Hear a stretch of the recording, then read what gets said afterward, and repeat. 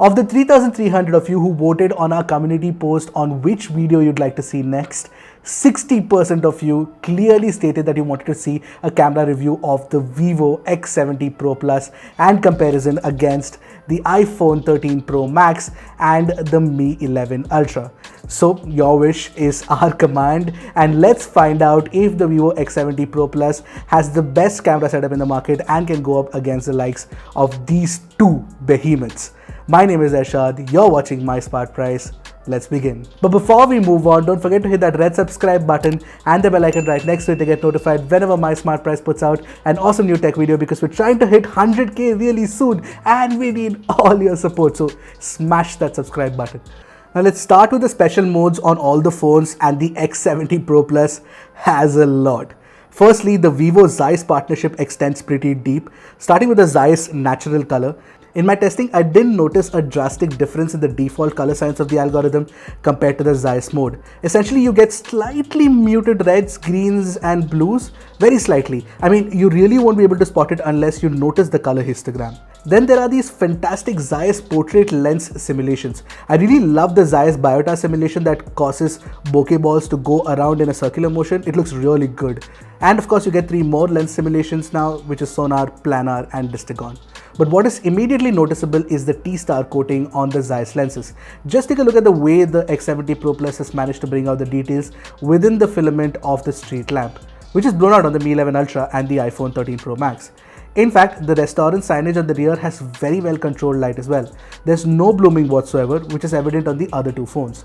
Now, Vivo has developed a custom V1 chip which lets you look at a real-time preview of how the camera will recreate extremely dark night mode shots so you can frame it better. Otherwise, you'd have to aim in the dark and hope that the camera does the magic for you. Now, the X70 Pro Plus also has a supermoon mode, but the Mi 11 Ultra's algorithm obliterates Vivo's software processing. For what it is worth, these are purely vanity features that will rarely ever come in use unless, of course, you want to show off the unreal capabilities of your smartphone, which it has obviously faked by smart software trickery. Now, another fun mode on the X70 Pro Plus is the long exposure mode. We tried the light trails effect first. However, despite increasing the shutter speed, the X70 Pro Plus tends to overbrighten the background, making the whole effect a little flat. But to be able to pull off such a shot handheld in and of itself is a fantastic feat. However, the Mi 11 Ultra offers the same feature, and I prefer the nice contrast on offer here. But iPhone users should not fret, because you can easily pull off the same picture using a third-party app. I use the fantastic Moment app's light trails mode. It worked like a charm to make this photo. It is pretty sharp too. Now, you can also take night graffiti shots using the X70 Pro Plus. Essentially, a bunch of Vivo software engineers sat in a room, looked at the best DSLR trick shots and made them into special modes. No, I'm not really complaining, because this just encourages even amateur photographers to be more creative. Enough about Vivo's modes, now let's move on to the iPhone 13 Pro Max, and the cool new mode is the cinematic mode. I have discussed it at length in my previous videos. It is essentially a portrait video mode with automatic focus racking baked into the software coding. It looks really good, sometimes creates fantastic shots too, but sometimes it is also a little iffy. Then there are photographic styles, which are essentially Apple's way of replicating a typical DSLR/mirrorless camera's picture profiles. Once you pick the style you like, you can use it to make all the images without destroying the integrity and fidelity of the image, which would otherwise happen in a post-capture JPEG edit. Now, the Mi 11 Ultra has a lot of features too, but the two that stand out are the movie effects mode and the vlog mode. You can create some cool looking videos like a software emulated dolly effect or a dual mirror mode. Plus, there's this really cool vlog mode that stitches a bunch of random reels into a full-blown vlog. I've seen my colleague Rushil use it effectively in his intro montages on the MySmartPrice Hindi channel. So that's not even the entire list of extra modes that you get from these phones, especially on the X70 Pro Plus and the Mi 11 Ultra. Anyway, I also wanted to tell you guys one thing, that for this specific comparison, I shot over 500 images and sorted through them to actually give you the best comparison of all these 3 phones.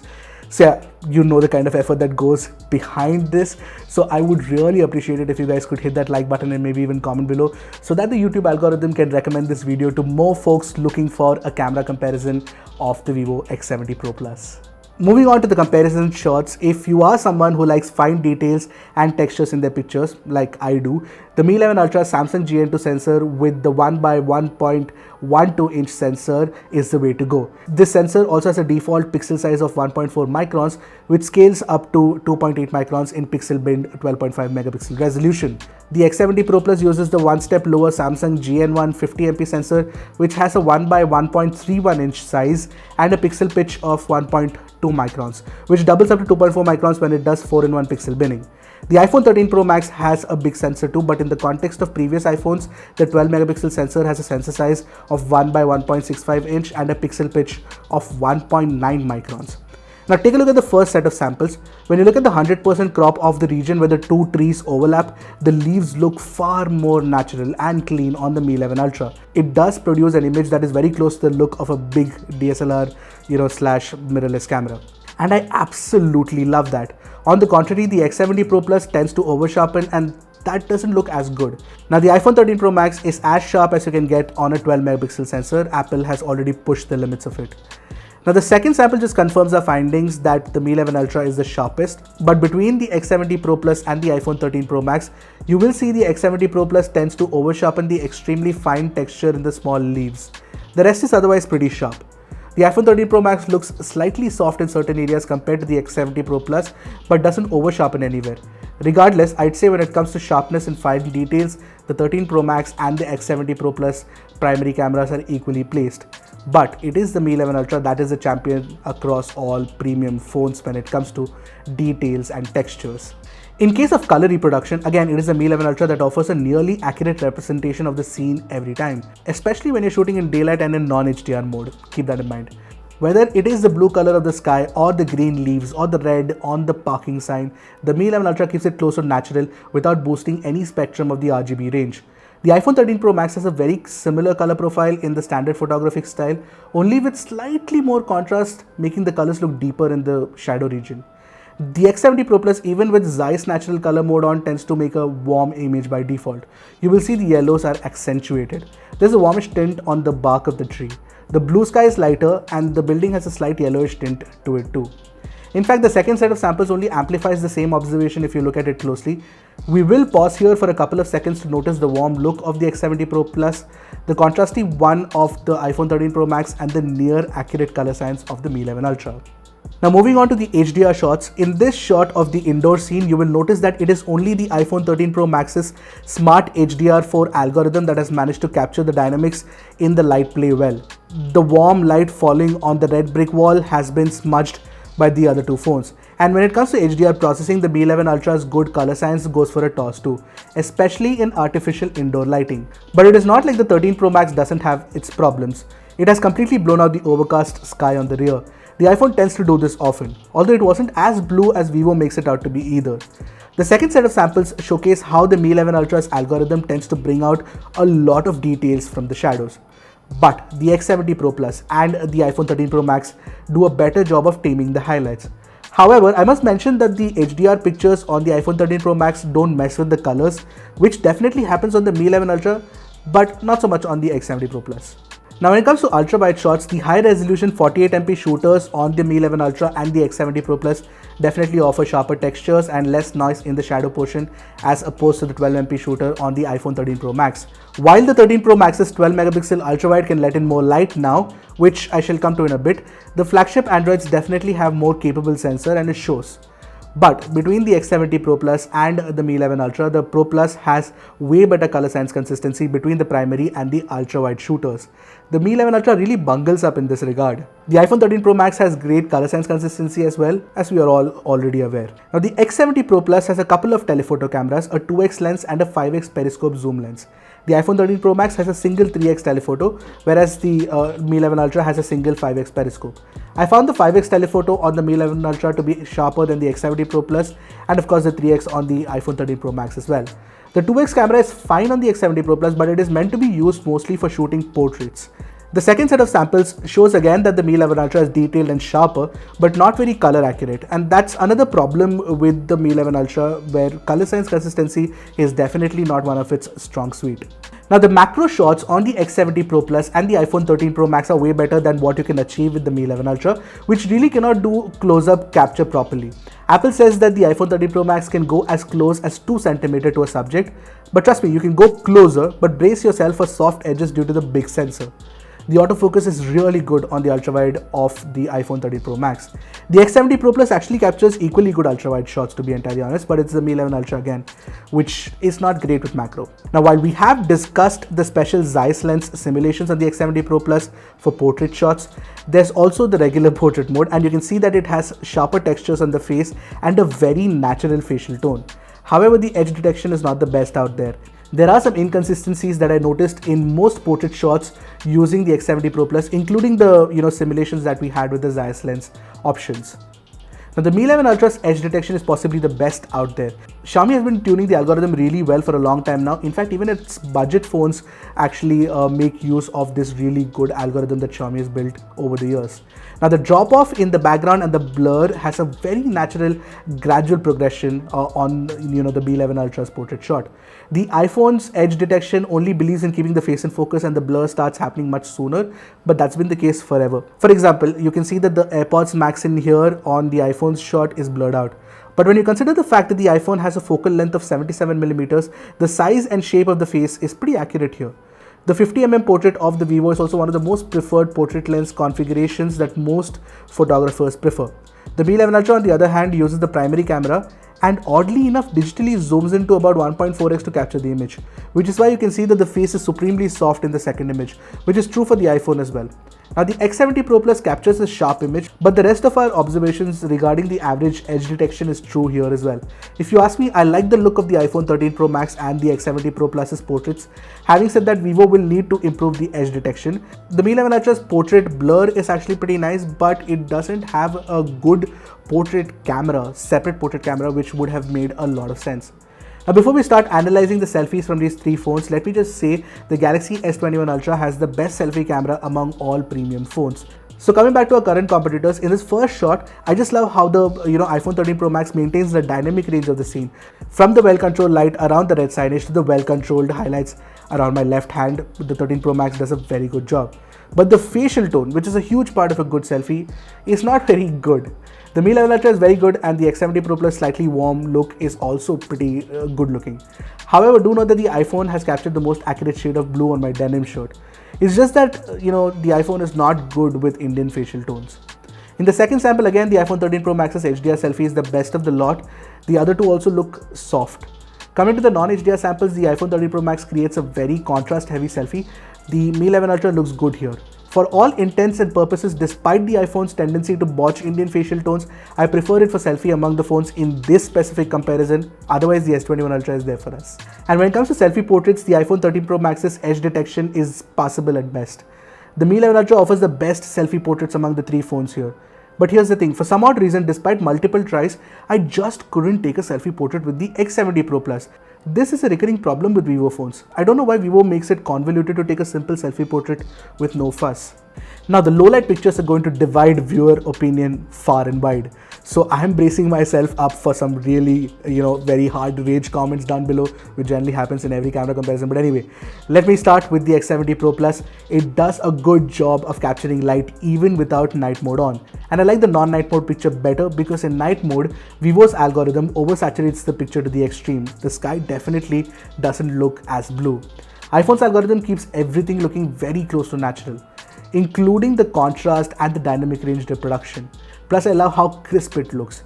In this sample, the iPhone has the fastest shutter speed of 1/9, which means that you can expect a tack sharp focus all the time.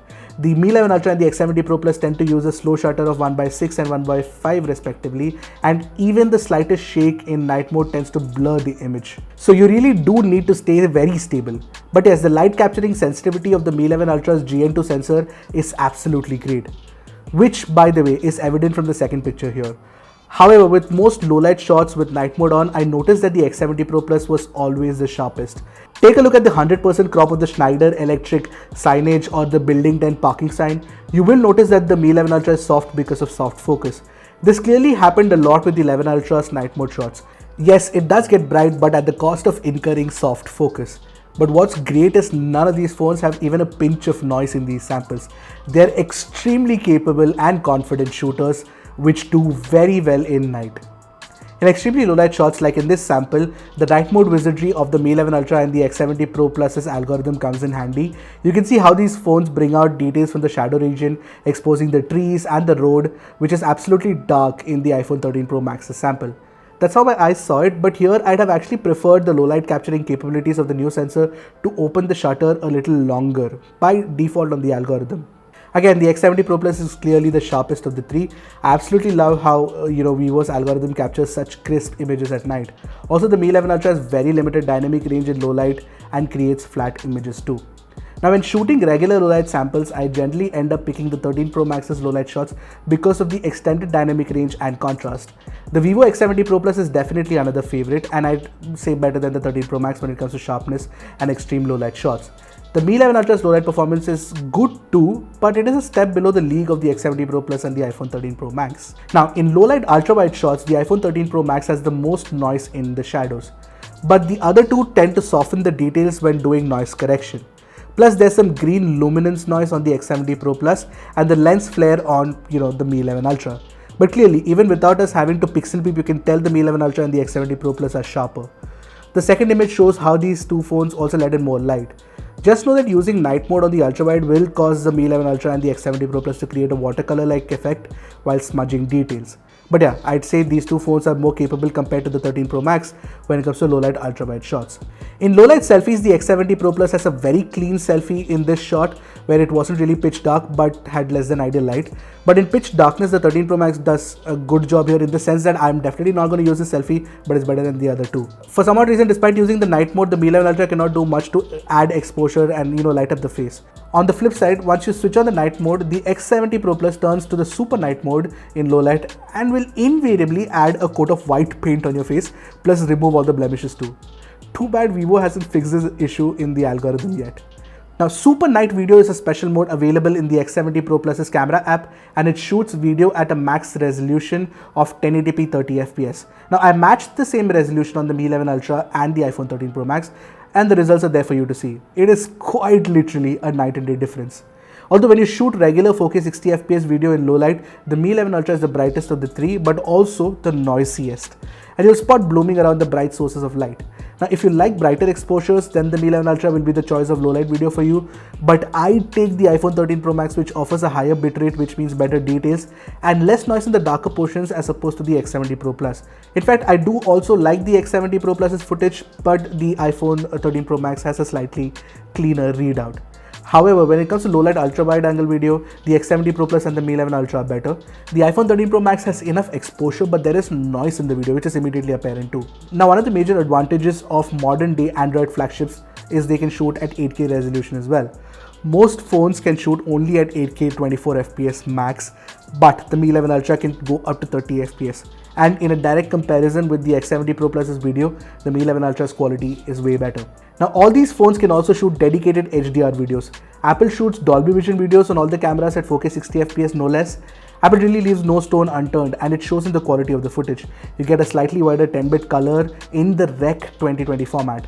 The Mi 11 Ultra and the X70 Pro Plus's HDR recording is still limited to the X709 color gamut. In any case, to the naked eye, all these phones capture equally good looking HDR videos, but the other two can only do it at a max of 30 fps in 4K resolution, and I'm pretty certain the 60 fps would be something that most users will appreciate. And like I mentioned, most folks will shoot regular 4K 60 fps video if not HDR. And in our testing, the iPhone 13 Pro Max offers the best dynamic range performance and the most vibrant colors too. But the other two are equally good at recording videos. The image stabilization is good too on all the three phones. And when it comes to sound, the Mi 11 Ultra offers fantastic sound recording, which is as good as the iPhone 13 Pro Max if not better. The X70 Pro Plus renders my voice in a robotic fashion owing to the algorithm that cuts out the noise. Now, the USP of the X70 Pro Plus is the gimbal stabilization in the ultra wide angle camera.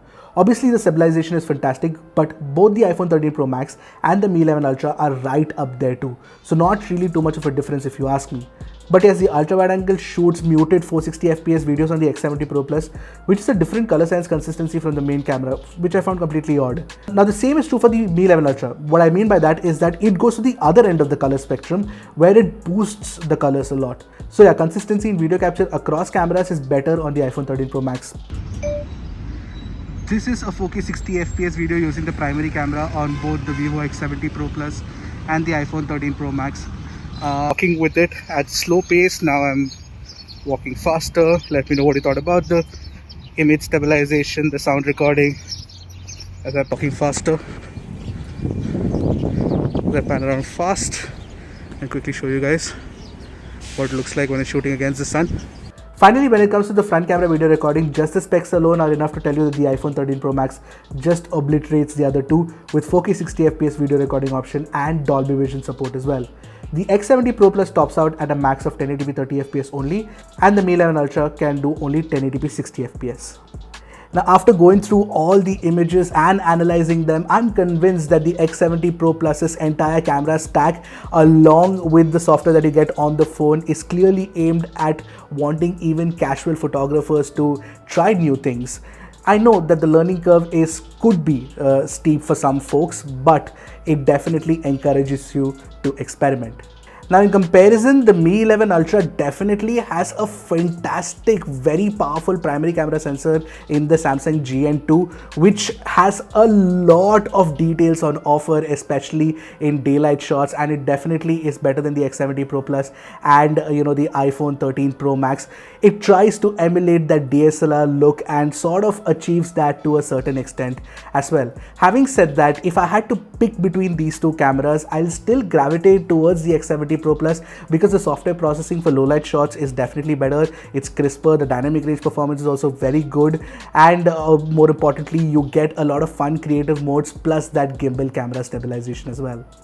Now finally, the iPhone 13 Pro Max or the 13 Pro is the most consistent shooter between all the three phones. You do get a great shot almost 90-95% of the time you click the shutter button, and more importantly, you get fantastic video performance across all the cameras at the highest resolution possible with Dolby Vision support as well, so which makes it absolutely a stupendously good camera system. In fact, I'd say that the iPhone 13 Pro Max still continues to be the best camera smartphone that you can buy in India right now. Having said that, it is pretty expensive and you will have to spend at least rupees 1,20,000 for the base variant of the iPhone 13 Pro to actually enjoy all of these features, or save up some money, make some compromises and settle for the X70 Pro Plus. Not too many compromises, very few compromises, and settle for the X70 Pro Plus, which in and of itself is a fantastic camera system as well.